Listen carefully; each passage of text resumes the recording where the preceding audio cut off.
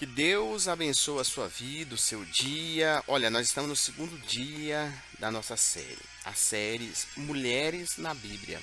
Nós iremos falar aqui de 6 personagens, 6 mulheres da Bíblia, para a gente servir de exemplo como essas mulheres, como elas utilizaram a fé delas para sair da situação que elas estavam. Então hoje vamos orar pelo dia de hoje, ó poderoso Deus. Que o Senhor venha falar conosco, Senhor, através dessa mensagem. Que o Senhor venha dar direcionamento e que seja completada com o Teu Espírito Santo.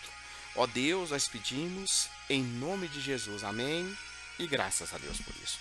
Olha, no primeiro dia, nós falamos de Ana buscar no lugar certo. Nós falamos da onde Ana foi buscar o socorro dela, no lugar certo. Hoje nós iremos falar de Mical. Saia com a mensagem, saia da janela. Então em 2 Samuel 2:6 diz assim: a arca da aliança é levada para Jerusalém. Para contextualizar essa mensagem, a arca de aliança, o Davi ele manda buscar ela, ele manda trazer e faz uma grande festa. Mas vamos lá. Mais uma vez, Davi reuniu os melhores soldados de Israel, num total de 30.000 homens, ou seja, 30.000 homens para poder buscar a arca. Levou-os à cidade de Baalã, em Judá, para pegarem a arca da aliança, que tem o nome do Senhor Todo-Poderoso, que se assenta ao trono entre os querubins. Colocaram na arca num carro de boi novo e a tiraram da casa de Abinadab, que ficaram no monte. Uzá, Aiô, filho de Abinadab, guiava o carro, carregava a arca. Aiô caminhava à frente. Davi e todos os israelitas dançavam, cantavam com todas as suas forças louvor a Deus, o Senhor. Eles tocavam a harpa, liras, tambores, castanholas e pratos. Quando chegaram ao campo de descar cereais, que pertencia a Nacon, os bois tropeçaram, veja só.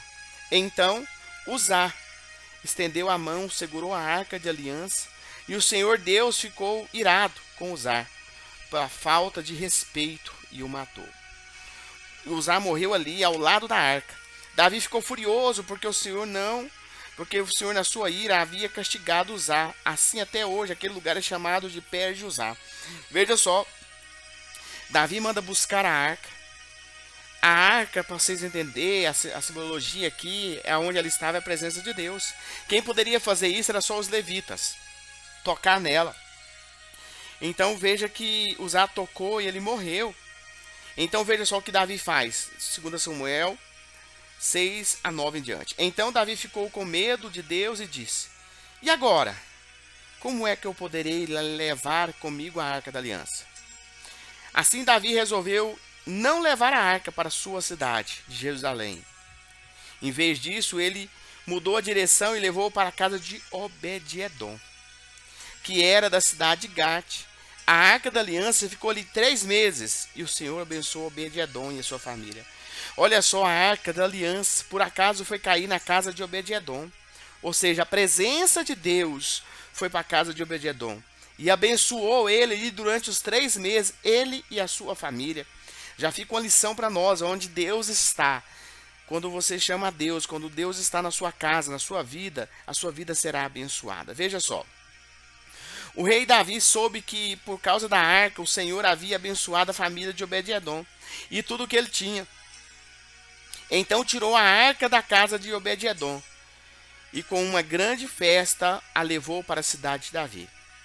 Depois que os homens que carregavam a arca deram 6 passos, Davi ofereceu a Deus o sacrifício em touro e um bezerro gordo. Davi, vestido um manto sacerdotal de linho, dançou com todo entusiasmo e louvou a Deus o Senhor. Davi recebe ali, veja só, Davi recebe ali a notícia que a arca de Deus está abençoando ali a casa de Obed-edom, a sua família, e manda buscar ela, só que agora ele faz diferente. Ele agora, a cada 6 passos, ele faz um sacrifício a Deus. E ele ali, vestido do manto sacerdotal, ou seja, as melhores roupas, ele começa a louvar ao Senhor. E assim ele e todos os israelitas levaram a arca da aliança para Jerusalém com gritos de alegria e sons de trombetas. Quando a arca estava entrando na cidade, veja só, imagina você, a arca entrando na sua cidade, você olhando. Mical, filha de Saul, olhou pela janela. Mical estava olhando pela janela. Viu que Davi pulando e dançando em louvor ao Senhor, e então sentiu por ele um profundo desprezo. Levaram a arca e colocaram no lugar na barraca que Davi tinha preparado para ela. Então ofereceu a Deus, o Senhor, sacrifícios, que foram completamente queimados e oferta de paz. Quando acabou de oferecer os sacrifícios e as ofertas, Davi abençoou todo o povo, em nome do Senhor Todo-Poderoso. Depois deu a cada homem e mulher de Israel um pão, um pedaço de carne assada e passas. Em seguida foram para casa. Davi voltou para casa a fim de estar com a sua família. E Mical, filho de Saul, saiu para encontrá-lo e disse: olha que Mical disse para ele.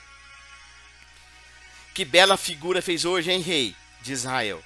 Parecia ser vergonha, mostrando o corpo para os empregados e todos os seus funcionários. Veja o que Davi responde.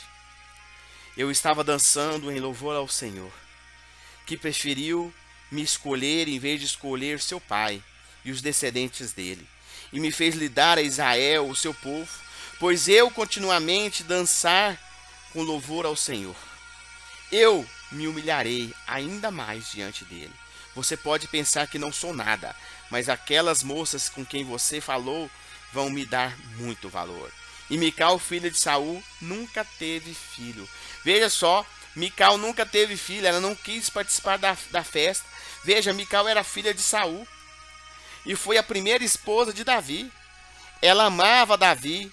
Não sabemos como exatamente eles se conheceram, mas em 1 Samuel 18, a Bíblia nos conta que Saul, sabendo do amor de Mical por Davi, a ofereceu em casamento em troca da morte de 100 filisteus. Na verdade, um plano do rei era matar Davi, que fosse morto nessa empreitada. Saul fez algo que não pudesse. Olha, você mata 100 lá e traz para mim lá a prova dos 100, que eu vou entregar ela para você. Davi cumpriu a determinação e fez ainda mais. Matou não apenas 100, mas 200 filisteus. E fez isso antes do prazo dado pelo rei. Então se tornou o genro de Saul. Veja que nos relatos históricos bíblicos percebemos que o amor de Mical por Davi foi esfriando com o passar do tempo. Embora ela tenha ajudado na fuga, ela não quis fugir com ele quando Saul queria matá-lo. Talvez não estivesse disposta a deixar o conforto do palácio e preferiu sacrificar o seu casamento. Davi ficou 7 anos longe. 7 anos, Davi, quando Saul começou a perseguir, ele ficou 7 anos longe, até que pudesse voltar a assumir o trono depois da morte de Saul e seus descendentes. E neste período de lutas por a sua esposa não estar ao seu lado, ele encontrou auxílio nos braços de outras mulheres. Mas sua primeira aliança era com Mical. E ela não se esqueceu disso quando trouxe de volta. No texto que lemos, no entanto, conhecemos uma Mical não mais apaixonada pelo seu marido. Uma Mical que amargura no coração, despreza a alegria de Davi, rejeita as bênçãos que ele tinha da parte de Deus para toda a sua casa. Pouco depois desse episódio, Davi comete adultério com Betseba e Mical morreu sem filhos, sem deixar um herdeiro legítimo para o trono. Por que será que esta mulher que um dia amou o seu marido e ajudou num momento tão importante da sua vida, acabou assim? É importante notarmos que Mical tinha traumas e feridas no seu coração. Afinal de contas, ela foi usada pelo seu pai para montar uma armadilha contra o homem que amava. Depois, quando ele fugiu e ela se recusou e junto, foi entregue como esposa para outro e passando 7 anos foi tirada deste marido para ficar de novo com Davi. Traumas não resolvidos, emoções feridas tiraram o brilho de Mical. E mais do que isso, lhe trouxeram a cegueira espiritual. Ela já não via mais Davi como um homem escolhido por Deus para reinar e não compreendia a alegria a alegria de Davi na presença do Senhor. No episódio da festa que Davi fazia pela retomada da Arca da Aliança, Mical ficou olhando pela janela. Ela ficou só olhando pela janela. Ela tinha todo o direito de estar ao lado do rei, seu marido, celebrando com ele a presença do Senhor. Ela é manifestada naquele lugar. E havia júbilo no meio do povo. Era um avivamento, mas Mical simplesmente o desprezou. Mical nos faz lembrar das mulheres que preferem apenas olhar pela janela ao invés de participar da festa. Mulheres que desprezam o poder de Deus e desistem do seu casamento, dos seus sonhos. Tanto mulheres como homens. Mulheres e homens que deixam a amargura dominar o coração e se tornam insensíveis ao agir de Deus. Mulheres que são tão críticas que não conseguem enxergar o amor do Pai nas pequenas coisas que rodeiam. Mulheres e homens que acabam desprezando a bênção do propósito que Deus tem para cada um de nós.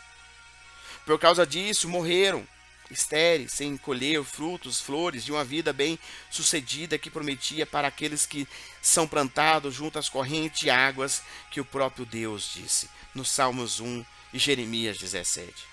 Mical agiu errada, ou não seguir seu marido naquela fuga. Nosso Deus é um Deus de honra, aliança, que temos que ele, que foram feitos diante dele. O casamento é uma aliança para toda a vida. Não importa o que aconteça no meio do caminho. Se você é uma mulher, se você é um homem que não está disposto a abrir mão do seu conforto, do seu palácio para seguir o seu esposo, a sua esposa, nunca conseguirá desfrutar das bênçãos decorrentes da aliança. Sim, porque a aliança do casamento é um espelho da aliança de Deus para o povo. Uma aliança inviolável que, independentemente da humanidade, dos nossos pecados, as nossas vontades, nós devemos pensar como a vida de Mical poderia ter sido diferente se ela abrisse mão do palácio para construir um casamento sólido. A verdade é que ela viveria anos de lutas, provações, mas depois com certeza ela iria reinar. Mical também agiu errada ao criticar o seu esposo por o seu comportamento. Não se torne mãe ou pai do seu marido ou da sua esposa. Não seja uma mulher, não seja um homem crítico, pessimista, preocupado apenas com os que os outros vão falar. Não seja religioso, religiosa. Talvez Mical, por ser filha de Saul, conhecia muito bem os protocolos reais e aprendeu desde cedo que o rei e a rainha deveriam agir diante de uma multidão. Bem, por isso, não gostou do que Davi fez ao dançar no meio do povo. Mas não se limite aos protocolos. Quebre paradigmas, conceitos. Esteja pronto ao novo Deus, ao novo de Deus para a sua vida. E mais, se você é daqueles que se incomoda com a alegria das pessoas, sinto-me em dizer, mas você é um homem ou uma mulher egoísta, invejosa ou invejoso. Precisa de arrepender. Arrepender disso é pecado. Não fique listando aquilo que falta em sua vida, mas faça uma lista daquilo que você tem. Dê valor no pouco que você tem. Na nossa casa, nós devemos fazer um quadro, às vezes, com fotos, onde você pode escrever momentos felizes, onde você pode escrever o que Deus tem feito na sua vida, e você olhar para essa bênção de Deus, que Deus tem feito na minha vida, você vai ver que os milagres de Jesus, multiplicação dos pães, ele pegou os poucos peixes e o pão ergueu e deu graças ao Senhor, porque ele reconheceu que o pouco de Deus. Então aproveite esses presentes que Deus tem posicionado no dia a dia. Experimente não só se aprender no detalhe, mas sorria quando algo fugir do seu controle. Não se desespere, dê risada e louve ao Senhor. Mical ficou na janela quando poderia estar na festa. Deus não te criou para que apenas admire a obra dele na vida das outras pessoas. Saia da janela para que apenas contemple e dê alguns passos até a festa que ele preparou para você. Não se contente com o pouco. Não se conforme com a mercodique, com o pouco que você tem. Lembre-se, você é filha, é filho do Rei, do Criador. Ó poderoso Deus, que esta palavra venha falar com cada um aqui, Senhor. Que as pessoas que estão na janela, assim como Mical, elas venham sair, Senhor, louvar e engrandecer o teu santo nome, Senhor. Porque só o Senhor é rei, digno de toda honra, de toda glória. Venha, Senhor, e manifesta o teu poder sobre a vida de todos que estão conosco nesta série, Senhor. Que mais um dia o Senhor falou conosco. Eu tenho certeza que essa palavra foi direcionada para cada um aqui neste momento. Ó Deus, eu te peço, em nome de Jesus. Amém. E graças a Deus por isso.